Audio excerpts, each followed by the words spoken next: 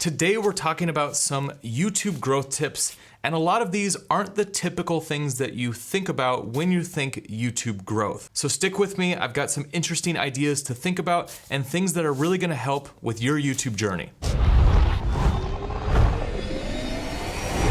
So this is video 2 of a 5-part series that I'm doing called Triggering the Algorithm. And the series is all about YouTube growth, building your channel, and more importantly, getting YouTube to suggest your content to more people. So guys, make sure you check out the first video in this series. I'll put a link down below in the description and you'll also see it on the end card. And I'm doing some pretty cool things with this series, so make sure you check out that first video. If you're new here to this channel, my name is Jevin Dovey. I do filmmaking tutorials, I'll do product reviews, adventures, and I like doing YouTube training. So make sure you hit that subscribe button and turn on those bell notifications so you don't miss one of these tutorials. Before we get started into these tips, there is one thing that I really want to hone in, and that is everyone's journey on YouTube is different. So with everyone that I work with all my personal coaching, the people that I help grow their channels, if something works for one channel, it doesn't mean that that's gonna work for another channel. I work with different creators that are within the same niche, and things work on one channel that are not working on another channel. The idea is that you need to always look back at your data and you have to test things. So each journey through YouTube is a little bit unique, and all these things that people teach you on how to grow your channel might not necessarily work for your channel. You have to find out those specific things that trigger the algorithm to suggest your content more and to get your videos higher in the search results. Every niche is different, every creator is different. So one thing I want you to really focus on when you're trying to build your channel is that you need to focus on you personally and not everyone around you. And you need to see what works for your channel. That is the most important thing, because that's gonna help you grow moving forward. So we're talking about some YouTube growth tips or ideas that you need to think about that a lot of people just aren't talking about. When you go to these YouTube growth videos, when it's like 10 ways to grow your channel, it's things like keyword research, it's things like how to build out your titles, your thumbnails, your descriptions, how to optimize your videos. There's a ton of content out there on how to practically change your video so that it gets more views and subscribers. The things that I want to talk about are more mindset and more ideas around the process of creating videos so that you don't get burned out, and also so that you continually create good content that your subscribers actually want to watch. Now, the first thing is that you need to have clear goals and clear intentions with the content that you're creating on your YouTube channel. You need to approach YouTube as if it's a business, and you need to have a clear idea of what you're doing when you're going after and building out your channel. If there's not a clear idea of what your goals are as a creator, then you're just gonna be throwing videos up and wishing that they go viral. And I see this all the time in my comments. I always see people saying that they wish for that one video to go viral. The issue is,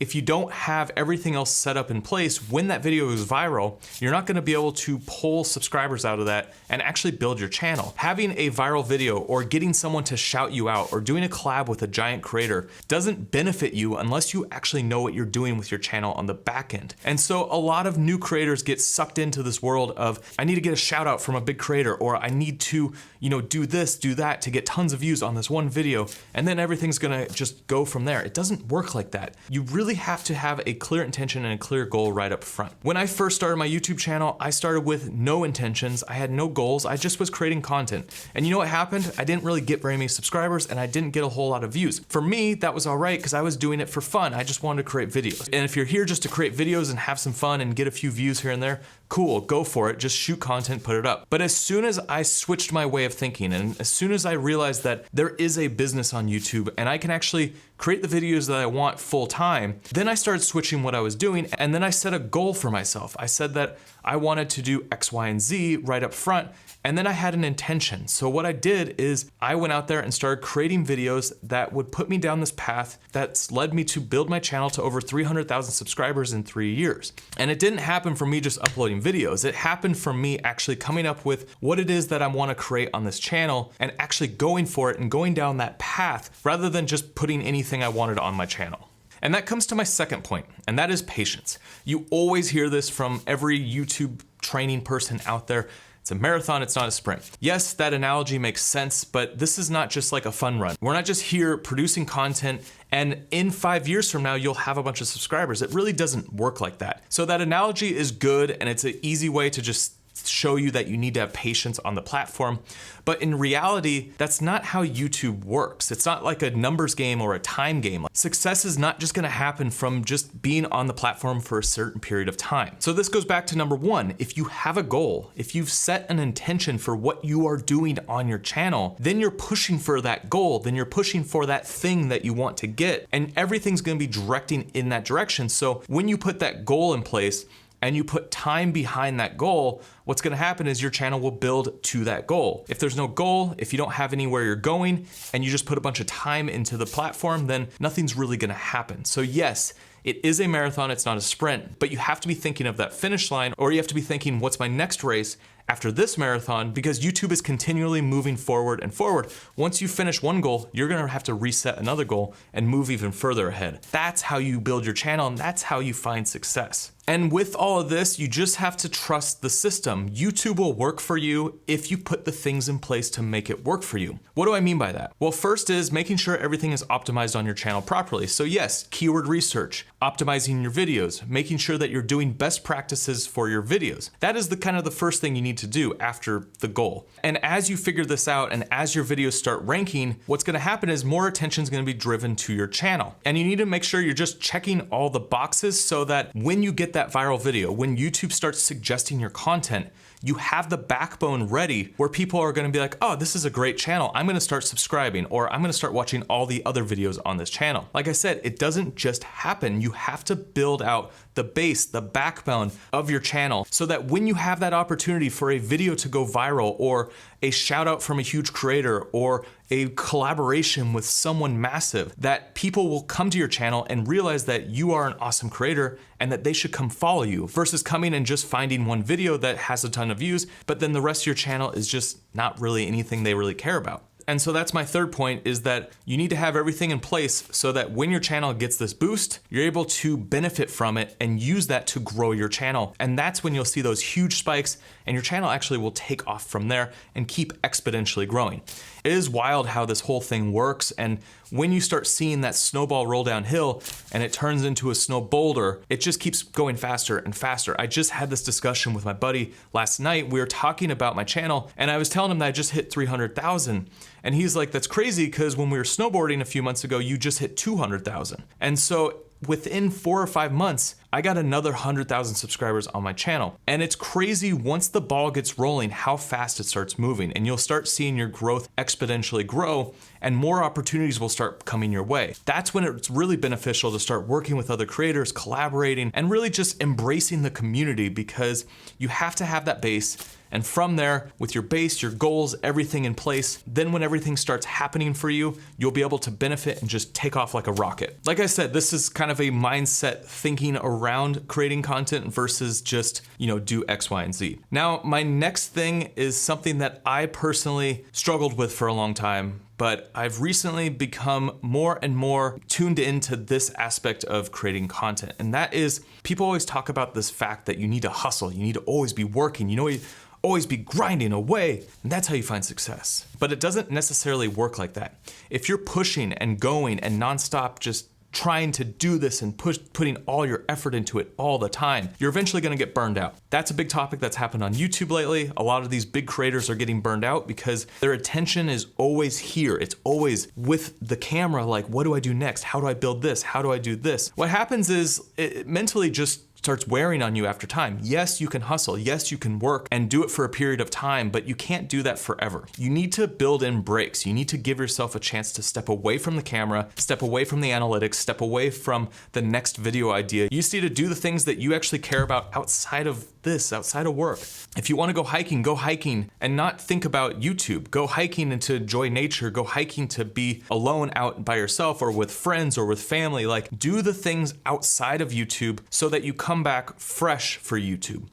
If we get sucked in this world of hustle and just always working, we're always focused, well, that's gonna destroy you. It's gonna completely tear you down, and you're not gonna enjoy the platform anymore. You're not gonna have fun creating content because all you're doing is creating content for a number, and you kind of lose a sense of who you are as a person, and you just kind of like go down this rabbit hole. And that's what turns into burnout, and it turns into people just walking away and turning off their channel and never looking back. So I want you guys to be successful. I want you guys to understand that yes, it takes a long time, but you need to take care of yourself as a person. Now, one of the things that's really helped me lately is this idea of digital minimalism. And if you haven't heard of this concept, what it is basically becoming a minimalist, but in the digital space. You don't need all of your apps. You don't need access to everything all the time. I recently went on a yoga retreat.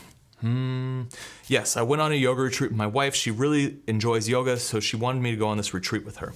And something that I personally did on this retreat was that I deleted all social media apps off my phone, so that basically my phone was only used for phone calls, texts, and at the time, emails. So when I was on this yoga retreat, most of the time I just left my phone in the room. I didn't even have it on me. And it's not like I completely cut out social media from my life. I just made it a point to check it maybe once a day, look at my messages, comment back, do things like that, but then not have my attention on it the rest of the day. So there's this idea that we can multitask. We can do all these different things all the time. And I actually think that's the opposite. The people that can stay focused, the people that can really zone in on concepts and ideas and focus on something and really go after it are the ones that are more successful, because when you're multitasking, when you have all these different notifications popping up and things going on, you're actually splitting your attention between. So if I was sitting here creating a video and I had my notifications turned on my phone so that every time an email pops up, it would go bing, then I would be diverting my attention to that, responding to that email, coming back here, and I'd probably lose my train of thought and have to really get back into it. What then happens is it's taking me more time to get out this video, to shoot this video, and my attention's being diverted, so I lose focus and I'm not actually concentrating on the content that I'm creating. I'm actually splitting my attention between all these different things. So the idea of digital minimalism is basically stripping down everything that you do in the digital space to only the things that are utility. So for me, what I've found has worked best is basically I stripped every app off my phone, even my mail. At this point, I have no mail on my phone, and I only use my phone to really text, phone calls, surf the web if I need to do something quick, and I have a few social apps on there that I need to check using my phone, but I only check it once in a while, and I typically keep my phone downstairs in one spot of my house so I don't have access to it all the time. Right now I have all my show notes on this, so that's what I'm using to create this video. Now, as soon as I stripped my mail off my phone, night and day difference. Like, I just felt like my head was clear because I wasn't actually checking my phone all the time for emails.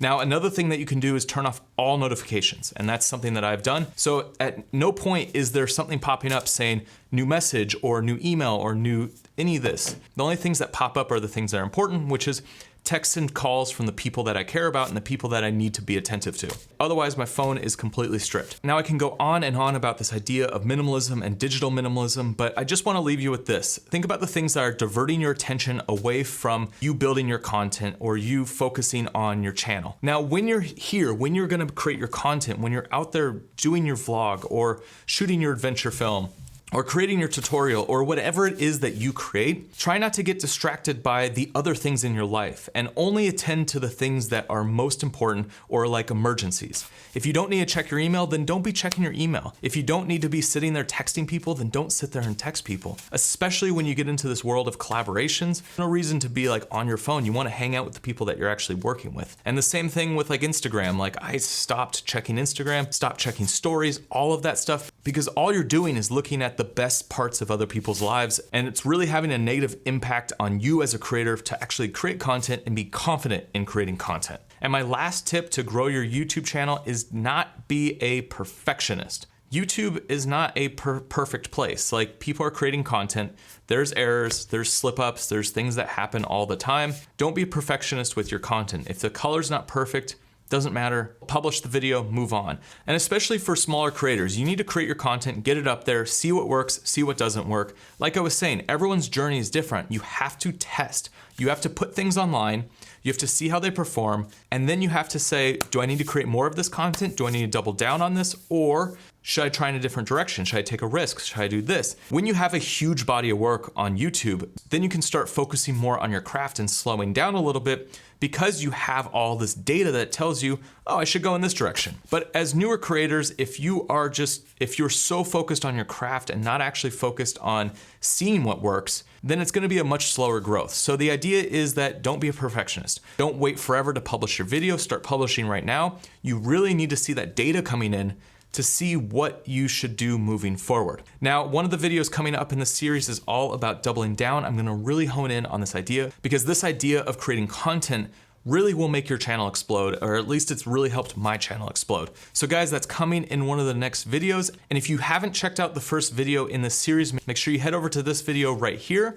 This is where you can check out how the YouTube algorithm works and what's important in the YouTube metrics. All right guys, I'll see you on the next one.